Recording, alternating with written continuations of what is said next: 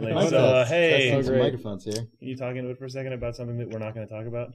I've never played Animal Crossing. I have no idea what you guys are talking about. Oh man, it's pretty good. You should play it someday. It's surprisingly fun. Nick, you want to talk?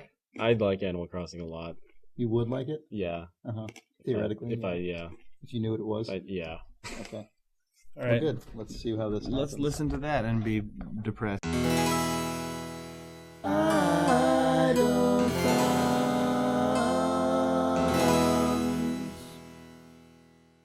Games, video games, video games, video games, video games, video games, video games, video games, video games, video games, video games, video games,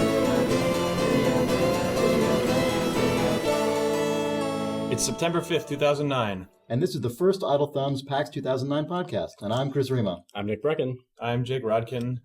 And we're joined here today by Ron Gilbert, the creator of Monkey Island and the upcoming DeathSpank. How's it going? It's going good. Cool. Yeah. Yeah. Woo. Yes. You delivered a pretty good keynote address today. Pretty good. Just pretty good. It was excellent. It was the most wondrous keynote address I've ever witnessed in my professional career and my personal life. So, you know, to be honest, I don't remember it. You don't remember it? I do not remember it. It's this weird thing. I've never spoken to a group of people that large before.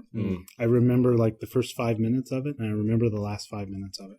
The rest was like a blur. You listed a lot of computers. I did, yes. You listed a Commodore and an Atari. I remember that. Yeah. That was in the script.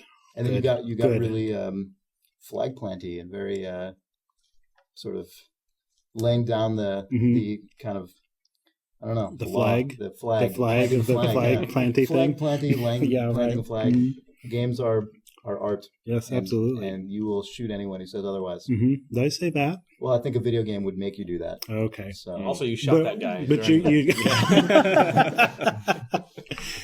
nice. Yeah. No, but that was good. This is my defense now, right? I don't remember it. Right. We already have you on we got it record. on tape, right? I'm on a podcast. Yeah, That's like true. admissible in court. It is true. We are authoritative. We are recognized legally by the Supreme Court. Precedents have been set. Idle Thumbs versus the world. the world. Versus unanimous Roger Ebert. decision. Yeah. Cool. So we just saw DeathSpank. That was pretty cool. Yeah. Oh, thanks. You're blending some genres. Yes, I am. Yeah. Mm-hmm. I mean, when you're for those who don't know, DeathSpank is a sort of a blend between a traditional graphic adventure game and a sort of Diablo-style hack and slash kind of thing. Is that an accurate characterization? That's a fair description. Yeah. How did you end up with that sort of synthesis? Well, I think that I love adventure games, and I love Diablo. I play it a lot, and I wanted to play both those games at once, and I couldn't. So did you try setting up a dual monitor setup? Yeah, dual box it or something.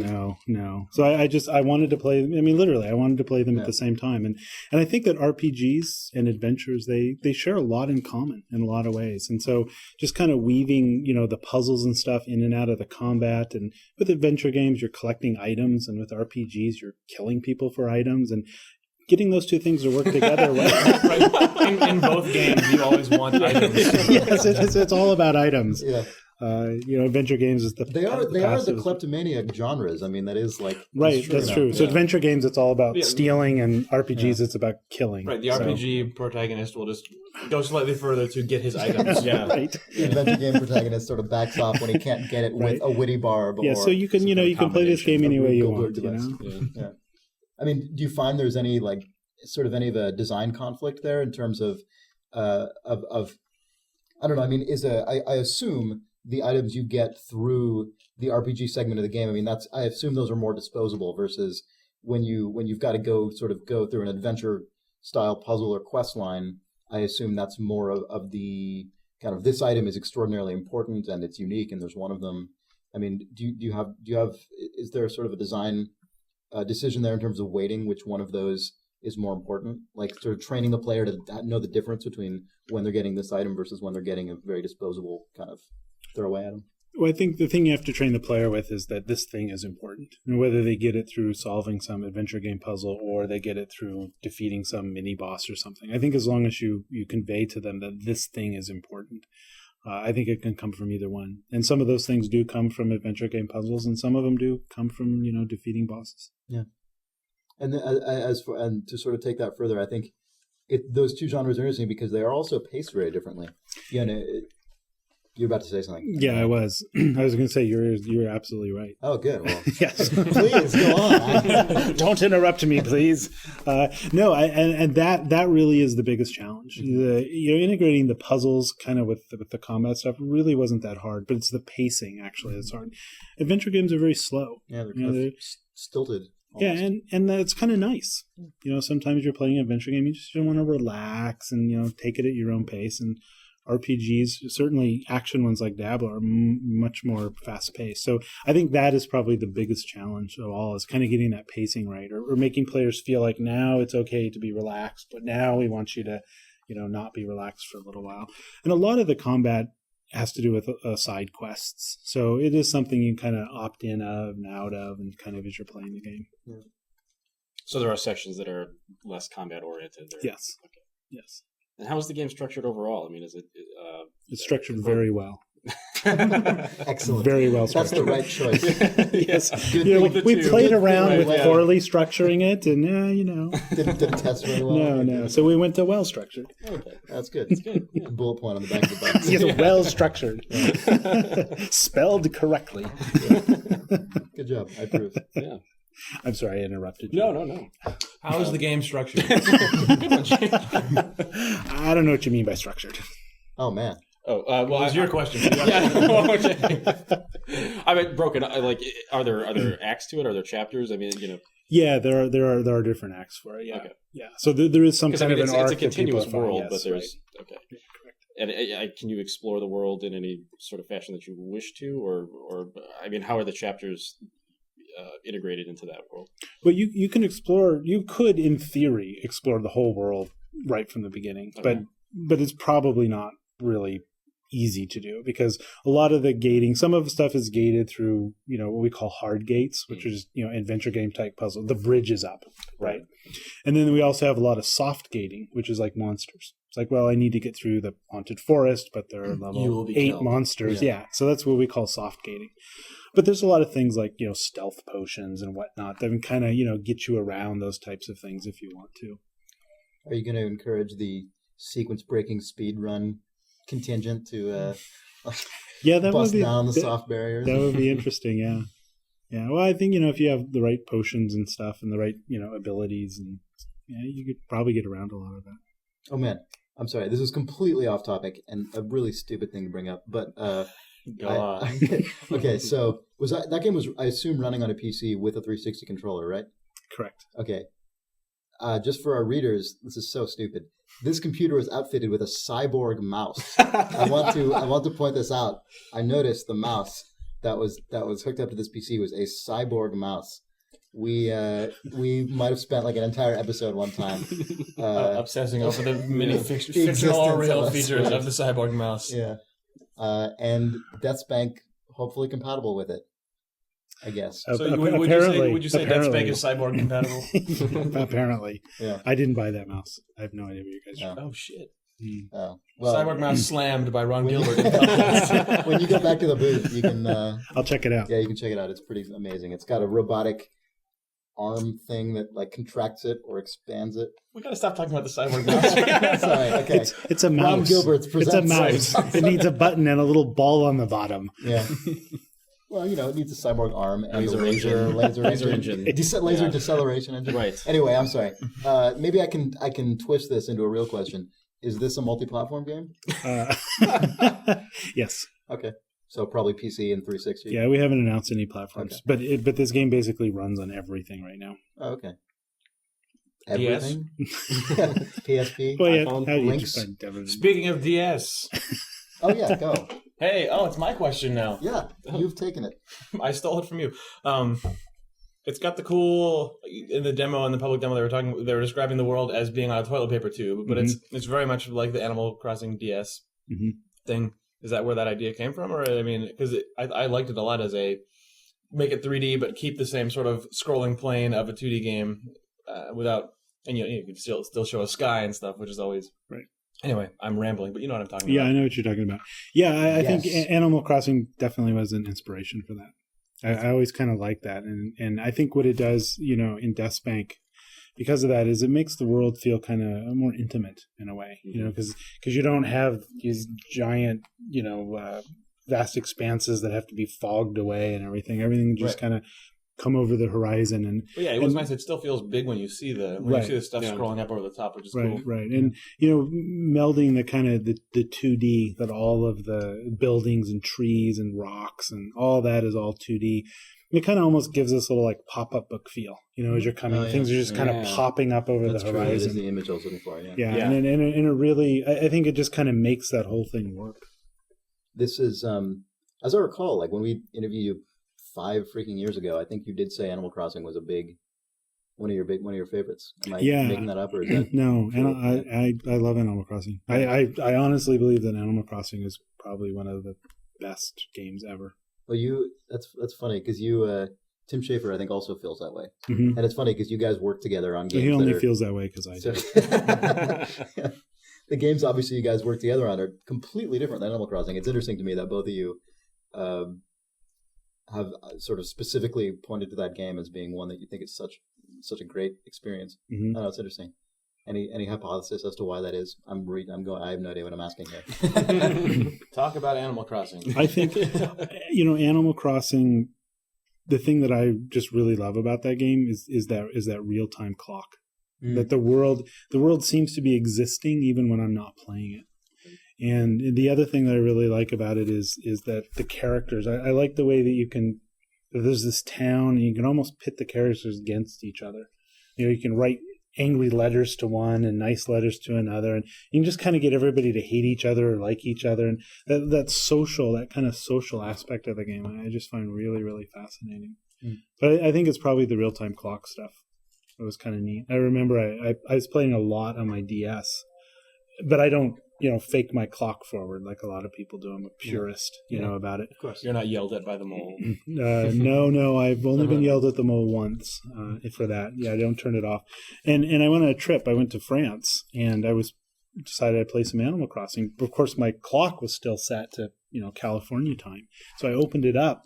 And it was like this whole new world that I'd never experienced before. It was nighttime. Really? There was some guy in the cafes playing guitar I'd never seen before, and it was really, really neat. His name is KK Slider. Is that what it is? Yeah. Okay. That's his name.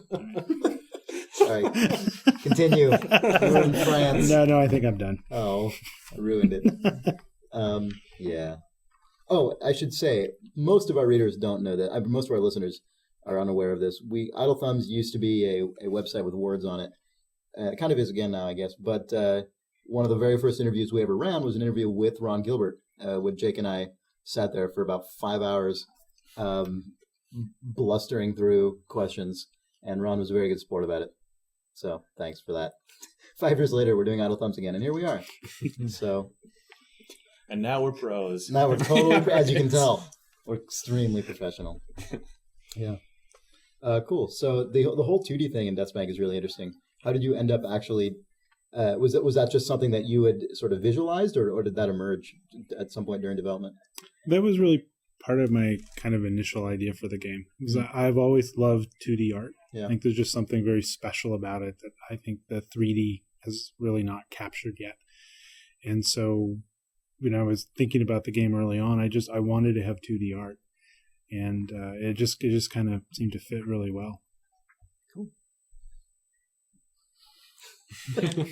Is that a challenge at all from working within a 3D world? Because it is an actual 3D game. It's just a lot of the actual objects and items and things are in 2D. I don't think it's much of a challenge. Okay, fair enough. Yeah, I think it's actually really neat because we can really make really, really interesting buildings, really interesting trees that have a real style to them. If I was making a game that was supposed to be realistic, I absolutely would not do this. But because it's kind of got that interesting, charming look to it, I think it makes a lot of sense. I don't think that if you had modeled everything in 3D, I don't know that you really could have gotten the same feel from it. Yeah. It is really unique. The picture book thing is a really good metaphor. Yeah. When I was watching it, I was trying to think, like, I was like, this is very I was doing the evocative of same thing, something, and I couldn't place it, and that's obviously what it is. It's like a picture book. Oh, is that what it is? Good job, Jake. Yeah. I was actually, when I was looking at that game, and especially when you were talking about, my brain is dumb. When you were talking about just adventure game stuff mixed with RPG stuff, I mean, obviously the games you guys did at Hothead just before this were the Penny Arcade games. I know you've been talking about DeathSpank for ages. You were sort of talking to Chris and I about your attempts to pitch it and design it and stuff back when we were interviewing you 5 years ago. I forget where I was going with this.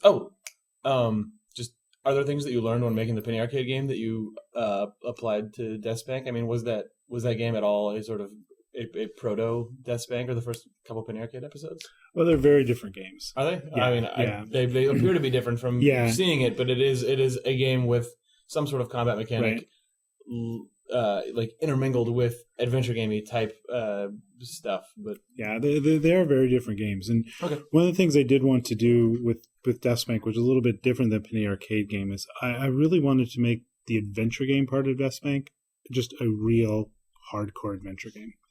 It's there's hard puzzles, you have to figure them out, and that was kind of a very important cornerstone to the whole thing, was that people who play this is like, this is an adventure game at some level. Yeah, I guess in the Penny Arcade game there was sort of adventure game sort of layer, but it was more just narrative plot advancement stuff, right? Yeah, through handing someone a thing. Right. Fair enough. You were saying in your keynote today the idea about the way a story should be told in a video game, and how it's not just kind of the Hollywood mentality of, okay, you've got a bunch of cutscenes here, and then intermingled within that you've got some little gameplay levels. I mean, it was interesting to see that, because I think a lot of people they look at the adventure genre and they think, oh, okay, that's a very cutscene driven kind of genre. I mean, can you speak at all to sort of what you've learned about that, or sort of what? I mean, I think the games the type of thing you're describing is not exactly an adventure game style thing. It's probably more of an action game kind of archetype. But I'm curious in general about your thoughts on that, especially as someone who has done very dialogue driven, story driven games in the past, and kind of what your sort of current design ethic is in that regard. Well, I mean, I obviously still believe that. I said it like 2 hours ago. Right. So I still believe it. I haven't changed my mind yet on that.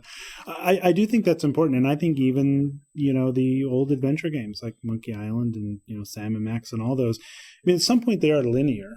Mm-hmm. They have kind of one ending and one beginning, and you do kind of follow it through. But you're really free to roam, though. You're kind of set up with some obstacles and some challenges, but you can still go anywhere you want, and you can talk to people in any order you want. And, maybe you talk to these guys first, or maybe you talk to those guys first. And depending on where you do that, the story should kind of flow around that. It shouldn't force you to talk to these guys first, and then these guys. Let you talk to anyone you want. And then their dialogue should then subtly change, because you have talked to this person before this person. It doesn't have to be earth-shattering, 12 different endings to the game.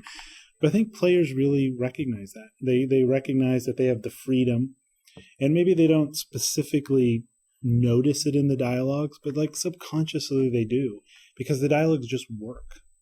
As they're playing through it just seems like they work for them. And that's kind of really what I was getting at with that. It's really not about having a ton of different endings for games. Sure, yeah. It's just giving people freedom to roam a world and having that story just kind of flow around them and nudge them in the right directions that they want to go. Do you think that's something that, do you think enough people are giving that attitude its due these days? Because I feel like one of the big directions we're seeing games go right now is, one of many obviously, but is the Gears of War or God of War, maybe other things of war. Those games really are like, every single person who plays one of those games will do everything in that game in the exact same order as everyone else who plays those games. Right. There's no, they're specifically designed to be that way. Sure. And that is sort of a fairly popular design idol these days. Mm-hmm. What do you think about that? Is that, I don't know, does that worry you at all from sort of a broader standpoint? I don't think it's a particularly interesting way to play a game. There are a lot of different types of games, and people play games for very, very different reasons. Yeah. Some people, you do just want to go kill stuff, right? And I think in those kind of settings, I think that stuff is perfectly okay. And if I play a sports game, I don't want a big story, right? I just want to go hit the baseball. I do. Right now. So step off. But the types of games that I like to play and the type I like to make are very story driven type games. So that is where that kind of comes in. But I do think that even games like that, I think, could benefit from just kind of trying to open up those stories a little bit more. Yeah, that's fair enough. Yeah. The other, when you were saying, when you were talking about when you started the sentence, I sort of trend in games is, I thought that what you were going to say was when people talk in their people are talking about their games, one thing that often comes up in terms of narrative choice or the ability for the player to move something around is you can trend towards good or evil, middle ground is usually sort of lame, but it's usually nothing. It's usually non-existent. Right. But I mean, when you were talking about to sort of the worlds are sort of flowing around and you just basically existing in this sort of just pool of narrative content. I always like that so much more. It's so much, especially when it is tracking. Right. And enough of what you're doing to make it feel like you're still having an effect on things, but not, you don't need to sprout horns and get tattoos and stuff. Yeah, and playing games where you kind of choose a path, that I do this quest and I'm evil and I do this quest and I'm good. Mm-hmm. That's so transparent to me that if I see it in a game, I'm like, all right, I'm going to be good this time. Let me save my game and be good, and then I'll save my game and be evil. But, getting back to Animal Crossing, you can be good and evil in Animal Crossing. But you don't choose it from a menu. You do it because of all of these little things that you do in the game. Mm-hmm. How you treat your neighbors and whether you plant flowers and whether you don't do this or do this. It's just, it's little small things that just subtly shift you to being good or evil, but you don't even know that it's happening. You eventually do because all your neighbors hate you. But hopefully that was on purpose and then you can be pleased. Exactly. Yeah. It's interesting that Ebert criticizes games for. It's like we're talking about games that are so rigid and linear, and that seems to be what he would almost prefer to come from games. But at the same time, that's not at all what we recognize as something that is the strength of the medium. Yeah, and I think in all fairness, that he clearly didn't play kind of the good. I mean, he never played Monkey Island, right? He never played, Sam & Max. He never played any of these things. And I think had he played those, I think he would have kind of seen that little spark of what's going on there. Yeah. And instead, he is kind of looking at, just one genre of games and attributing that art to the entire, whatever game thing. Well, I mean, you brought up a good point during you brought up the That's good because I agree with it. But no, you brought up the exact point that I always like to say about the Ebert thing, which is that his criticism of games, and Nick, this is sort of what you're saying as well. It's like the thing he was criticizing about games, which is their lack of well, in some cases, their lack of really strong authorial control, indicating a lack of artistry or indicating a lack of sort of dialogue between the creator and the receiver, so to speak. Whereas in games, it is more of a sort of real-time collaborative process almost between the designer and the player when you're playing the game. Mm-hmm. And you brought up a good point, which is that, well, that's exactly what makes games amazing. I mean, that's exactly what makes them interesting. And it's the point of games isn't that you're just being fed a line. It's that you're sort of given this world, even if you're not making explicit moral choices per se. I mean, you have a world that you exist in, that you're exploring, that you're uncovering things under this rock or here or there or whatever. And it is almost too bad, even just from a purely conceptual standpoint. Even aside from the empirical side of I played this game and now I know games are good, but just from a purely theoretical standpoint, not to recognize that mode of entertainment or culture or art or whatever you want to call it could be illuminating. I mean, it seems unfortunate to me. Mm-hmm. Yeah, I agree with that. Yeah. I was really happy that you brought up EVE Online and World of Warcraft. Do you play those games at all, or is that just... Yeah, no, I was not kidding at the beginning of my speech. I am totally addicted to World of Warcraft. Okay, yeah. Yeah, I actually, getting ready for PAX and, DeathSpank ready and preparing for the keynote, I actually stopped playing World of Warcraft like 2 weeks ago. So I just said, you know what, I have to stop playing this thing because I have to focus on this stuff. Yeah, it's important. So Monday's a holiday, so I am really looking forward to.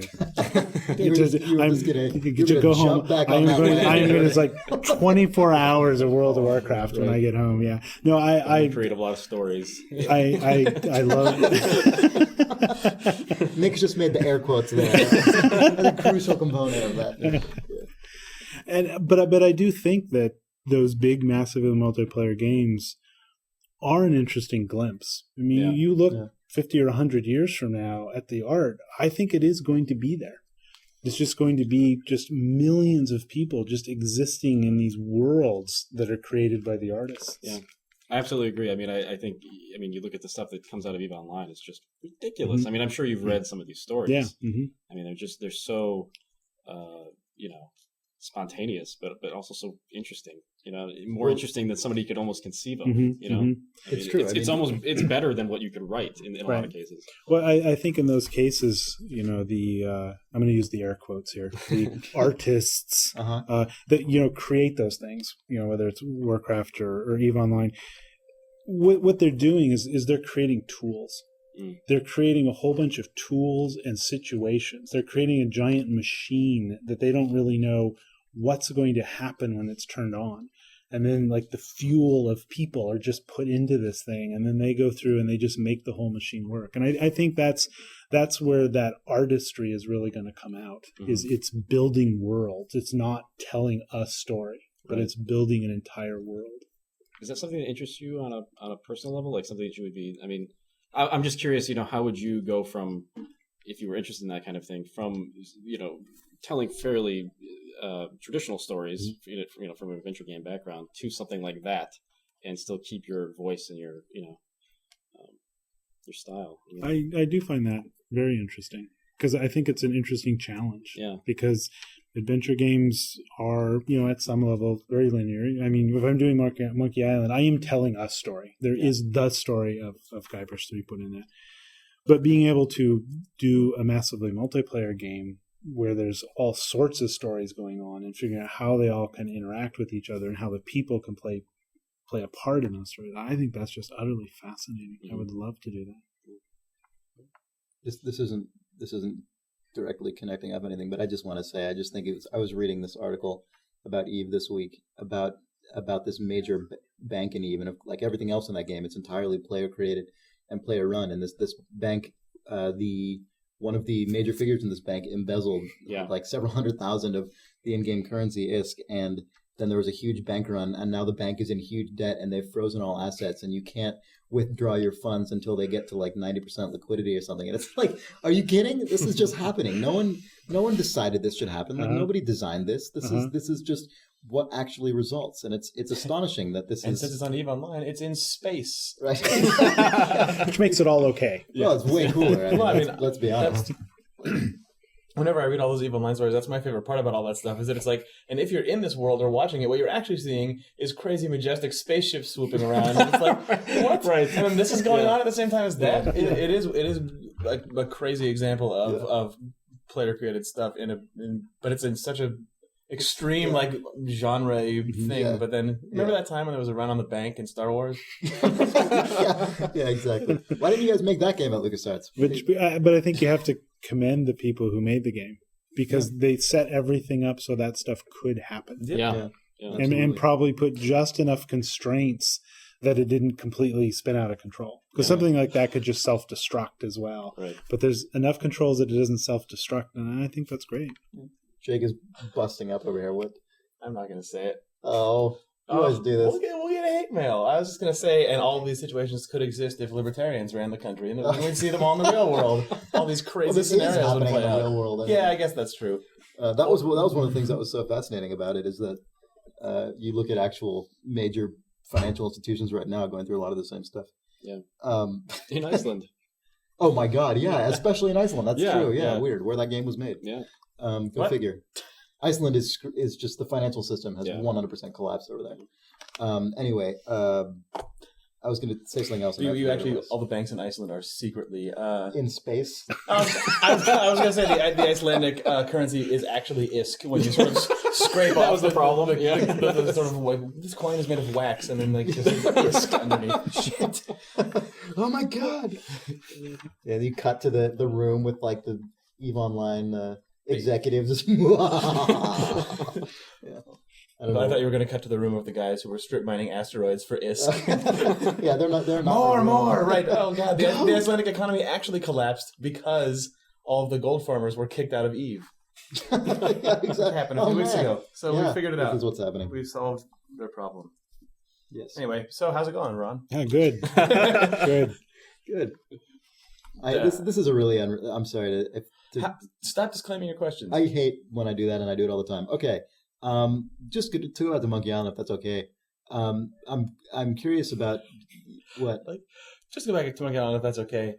Well, because I don't know if you like the title Monkey Island. Like, some designers don't like when you bring up, Monkey stuff Island that everyone's been talking about. I don't know. Like, it was cool for one thing. Just to, I imagine it's got to be interesting to have created something that you can come to a convention like this and just mention it and have however many thousands of people freak out. I mean, that's got to be sort of gratifying. Yeah, no, that really is. Yeah, but the thing that I was going to ask, one of the things I find really interesting about Monkey Island, and I think it's something that is not, particularly the ones that you worked on, is that there's this whole weird mystique about those games that, and I don't mean to get into the whole Secret of Monkey Island thing specifically, but I mean just generally speaking. What is the Secret of Monkey Island? There is, there is a tone in those games that to tie it into the idea about what games can do artistically that's unique, that I think is particularly conducive to games and particularly evocative within an interactive environment where you're kind of exploring this world, and there's a very weird, like enigmatic. I mean, they're funny games and they're lighthearted basically, but I mean there is a really strong undercurrent of just almost unease at times, and sort of just like something is clearly interesting about this world that's not entirely spelled out. And I'm wondering if you have any thoughts on that, generally speaking, as a designer, or about kind of how that works in games, or how to pull that off or something. I don't know, because I don't think very many games have achieved that to the same level of success as Monkey Island. And I find it just, for some reason, personally, it's one of my absolute favorite things in any game ever, is just the feel of that. Mm-hmm. So answer that question. Yeah, I don't know what I'm asking, but I want to just talk about it, if that's okay. I think that people love questions more than they do answers. And any type of a game or in just any story, it's like if you can pepper it with lots of questions and then just give them a few answers as things go on, it really keeps them engaged, and it really kind of heightens the mystery of everything that's going on. And with a game like Monkey Island, it's like we answer enough questions to make it interesting, but there's enough unanswered questions out there that you're really kind of wondering, well, what is all this about? I think that's what it's about. And I think that Lost did a great job of this, the TV show. They just, and it's like sometimes you wonder with something like Lost, it's like, are they just like screwing with me? Are they just making stuff up as they go? And I don't know whether they are or not, but they just do a masterful job at it, because it just completely keeps you engaged. That show is like just a series of surgical strikes of giving you questions without answers. Yes. It's almost like unmasked that like everyone's like, oh man, I do like questions more now. Now that Lost has basically punched me in the face with that sentence for 5 years. Yeah. Yeah. Sorry to just launch into that big pointless spiel, but it was interesting. One of the things you said today that I don't think I may have misheard or something. It was did you say that one of the first things, or the first thing you thought of when you're thinking about the concept for Monkey Island, was that opening line of I want to be a pirate? You said something to that effect, and I might have misheard you. Is that? Yeah, that was not so much. I didn't write that line down and go, sure. I must make a game around this line, you know. But the thing that was important to me about it, and this kind of went back to some of the King's Quest games that I was playing, and didn't really like a lot of parts of them, was I wanted it to just be very clear to the player. I mean, there's one major thing about Monkey Island is that I wanted the player to not know any more about what was going on than Guybrush. And to do that, I needed to put him in a very similar situation. That he just shows up one day and says, "Hey, I'm Guybrush Threepwood and I want to be a pirate." Which was exactly what the player's thinking. "Hey, I'm Fred and I want to be a pirate now," right? In a video game. Video game. Yeah. So it put the player and it put the main character on complete equal footing. Yeah. That's actually fairly fascinating because that's almost sort of a two birds with one stone kind of thing there, because it does solve, one, the problem of not needing to have sort of a big text crawl and sort of get the player up to speed on all this stuff. And it also is really like the first kind of puzzle piece of what I was describing in terms of this weird mystery of what this world is. It's like, why are you this guy who's just on this island? Why do you just show up and declare this? You know, what is this? I mean, that sort of persists all throughout until the end of Monkey Island 2 and is still sort of an open question, but it's an open question that's been given all these extra... I think I wrapped that up pretty good at the end. Oh, yeah? Of Monkey Island 2. Did you? Are people confused about that ending? Sorry. But yeah, I find that really fascinating. I think that's cool that you had such a clear sort of design goal behind that. And for what it's worth, yeah. None of the sequels has anyone ever actually answered why Guybrush shows up and says he wants to be a pirate. So yeah, for what it's worth, no, it's you just said that people have layered a bunch of stuff. People have layered stuff on top of all sorts of things, but no one has ever tried to talk about where that guy came from. Yeah, which is good. You've never had Guybrush say, "I remember that time when I was 6." Yeah. You know, my puppy died or whatever. No, that's true. Yeah, that's a good point. Fortunately. Yeah. Cool. I don't know why I brought that up. No, that's a good. That's, listen, you. I'm glad that you did, because I hadn't really occurred to me. Yeah. Cool.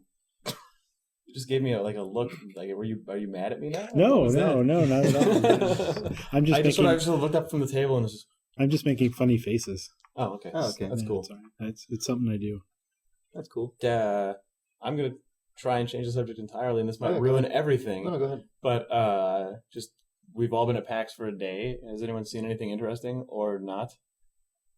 This could die immediately if no one has seen anything. If we've all been sitting in small rooms or booths, not moving. But I'm hoping maybe that someone saw something, because I haven't seen anything yet. You played Left 4 Dead, right? Or did you not? Nope. Oh, okay. I sat in a room and watched a couple other people play Left 4 Dead 2. Right. And then I left after stealing a sandwich. Right. That was the best part. Yeah, I've mainly been doing interviews, so I haven't sort of sat down and played cool things or anything. I don't know. This is going to be boring. I haven't roamed the show floor at all. We all suck. Really Nick? Played a little Mass Effect too. Oh, yeah? Yeah. Did you beat it? I did. I beat the demo. Oh, okay. Yeah. You mean the game? Yeah, well, the game as it is in the demo. Oh. Have you played Mass Effect at all, Ron? No, I haven't. That's an interesting game. I would maybe recommend it to you. Yeah. There are some, I mean, we've been talking about it all the time on this podcast recently, so I don't know how much I want to belabor it, but just there is a lot of really interesting stuff there purely in terms of like dialogue and conversation and the way they handle those systems, and it's really interesting. I've said on this podcast before, I would have been really interested to see what Mass Effect would have been like as almost a pure adventure game. You know, if they had just found ways to just get rid of all the combat, but keep all of the cool stuff they did with sort of solving problems and talking to people and exploring a world. Well, I think, like I mentioned earlier, I play World of Warcraft, right? So you don't play anything else. Yeah, that's fair enough. Yeah. Do you ever attempt to sort of put like an embargo on yourself and go try other things, or? Yeah, I do have to. I mean, I joke. I mean, it's really not that bad. But I do play it a lot. Yeah, you can suck anytime. And it does suck up my life and just ruined a lot of things. Oh, jeez. That's ominous. Yeah.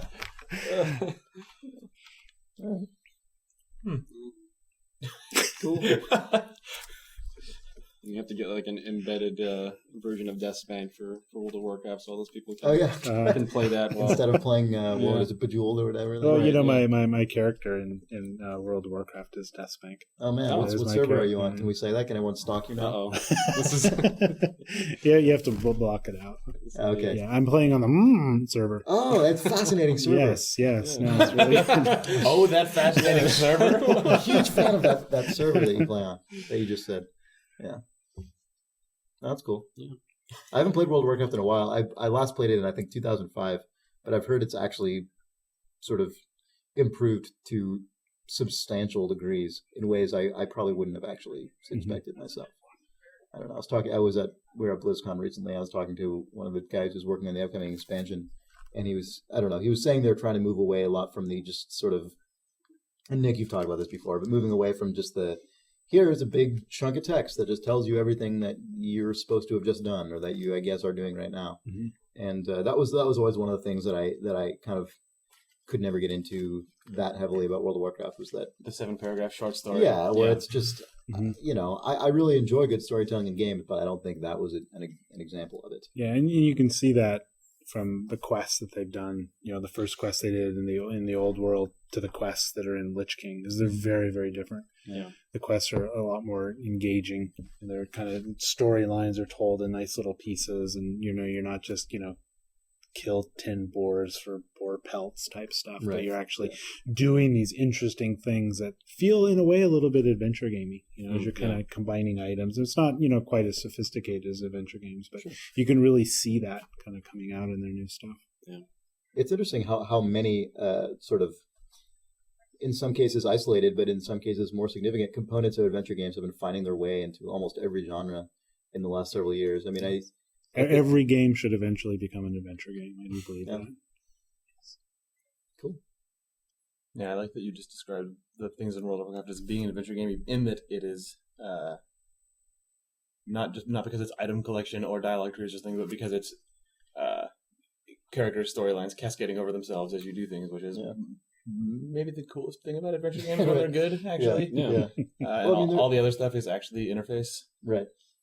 Yeah, I mean, game genres in general kind of have that dichotomy, where you can describe an RPG either as a system of dynamics or a system of mechanics. And I mean, you've got like the sort of, in an RPG, what you're trying to do, which is largely speaking, develop some kind of character and play through some kind of story and explore some kind of world. And then you've got the actual mechanics, which are like, depending on what kind of RPG, turn-based combat or real-time combat or this or that, and dialogue trees. And then in adventure games, you've got the same thing, where it's broadly what you're actually trying to do is explore some kind of world and inhabit some kind of character, a specific setting, and have some kind of tone. And then you can also describe adventure games as, those are the ones where you have combined inventory items and you go through dialogue trees and so forth. I mean, like, there is almost all game. I think pretty much every game genre has that. Yes. And sometimes people draw from the wrong side.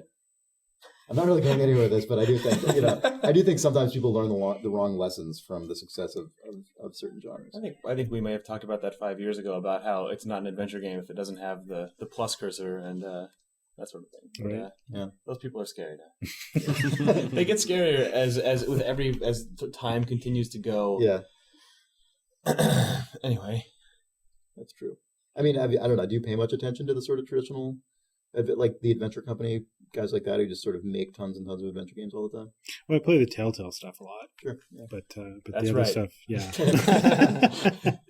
But I don't. No, I don't. Yeah. Are adventure games dead? I'm going to inject some controversy in there. And if so, who killed them? Yeah. Let's make this a worse question than that's a question that I have asked myself a lot over the course of the last year. And looking at DeathSpank and kind of feeling my way through that whole design thing, I think there's this. I think people have kind of lost that. I don't know what I'm trying to say here. It's they've kind of lost this interest in just relaxing, and just kind of taking a game and just sitting with it and just kind of playing through with it, and then hitting a challenge and then just mulling it over in their head for a while. And maybe they ask their husband or their wife about it, and they think about it while at their office, and then I got it, and then they go home and they solve the puzzle. Adventure games are really about that at some level, and things today, it's like people they want to go to the internet and they want to look up the FAQ, and a lot of game players today, they want to know where to go and what to do, and then they want to get good at that. Right. Where adventure games are about not knowing where to go and not knowing what to do. And that is one thing that I see as this huge difference, and we seem to be shifting over into that area a lot lately. So just tell me where to go and tell me what to do, and then I want to get good at that. I mean, that's sort of what I was getting at, I guess, with the sort of Gears of War, God of War kind of thing. I think that's definitely true, and I do think the internet, in a very broad sense, actually has a lot to do with that. Not even just specifically on the level of this particular game, I want to know where to go, but I think really, honestly, the nature of the internet being such a big part of most people's lives at this point, just the nature of not just in games but anything. I want to know anything, it's instantly available on the internet. I want to see this, it's instantly available on the internet. And I think just the, I'm maybe getting out into the weeds a bit here, but I mean, I do think that those things go hand in hand. I mean, I think that and I'm as guilty of this as anyone, I'm sure, but I mean, just that tendency of just sort of expecting everything to instantly be available, I do think has trickled down to games in a sense of I want to know exactly what to do next. I want to know exactly where to go, and I'm just gonna. I might become very proficient at it, and I might put a lot of effort into that. But Nick, we were sort of talking about this kind of thing, and this extends to a lot of genres, which I think is interesting. It definitely is something that goes beyond any one particular genre. Something like Civilization 4, we were talking about how Soren Johnson, the designer of that game, talked about one of his goals with Civilization 4 is making a game that was interesting even if you weren't winning, even if you were just playing it and just existing, being a civilization that is coexisting with all these other civilizations and not having it necessarily have to be about what's the optimal strategy to win right now and grind everyone else down, but just sort of. And Animal Crossing is sort of that too. I mean, you are just kind of existing. You are just taking it all in. And, there's no end goal on Animal Crossing. Right. Or if there is, I don't know what it is. Yeah. Right. You just haven't beat Animal Crossing? Well. I guess if you have, the ultimate house and you've paid off your mortgage and it's totally equipped with every possible set of... You've got every dinosaur. I guess that's winning. Right? And that is sort of the MMO thing too, of just sort of existing here, just sort of like being a part of this larger thing. I mean, I'm of sort of two minds about it, because on the one hand, I do think that stuff can get to the point where it is just like eating your life and nothing else, and you know what I mean, like at a certain point, how much are you getting out of it? But on the other hand, it is something that is interesting and unique to games, and there is so much potential there. I always sort of wrestle with that on my mind and go back and forth. I sort of on every day I fall on a different side of that. It's interesting. I'm always going back and forth with myself. I've never come to a decision about it, but I do think that is absolutely sort of just. I do think there is something really fascinating about games and something really important about games, that is an interactive system allowing you to just exist in a world and just sort of be part of the world. I mean, I do think that's absolutely an important part of game design that I hope isn't lost to just the like explicitly goal-driven like next step kind of thing. Yeah, no, I think that's really important. Yeah, I think that's very, very important. Cool. We can't see the screen. Yeah. We've been recording though, for sure. It's about an hour, I think. This was just a dry run. Yeah. All right, so you guys want to start the actual podcast now? Should we get going? What? Video game. Any closing remarks? No. This is the part where you drop the earth-shattering. Right. I do have to say though, Yeah. of all the people that have interviewed me, I always find you guys to be the most interesting interviews. Awesome. I really do. Well, we're 2 for 2. 2004, 2009. Bring it back. Well, that's cool. Thank you. Yeah. All right. Yeah. When does DeathSpank come out? Can we plug something? 2010-ish. All right. Ish. Ish. Okay. You keep the ish there. I know. Yeah. Plausible deniability. It's important. There was. And again, this is on the record. Questions open. All right. Well, thanks a lot. Yeah, Yeah, thank you. yeah, thank you. Yeah, thank you. Good time. Video game. Animal Crossing is my favorite game of all time. Whoa, you played it just now? Yeah, well, you guys were fucking around with this thing. I had plenty of time to play it.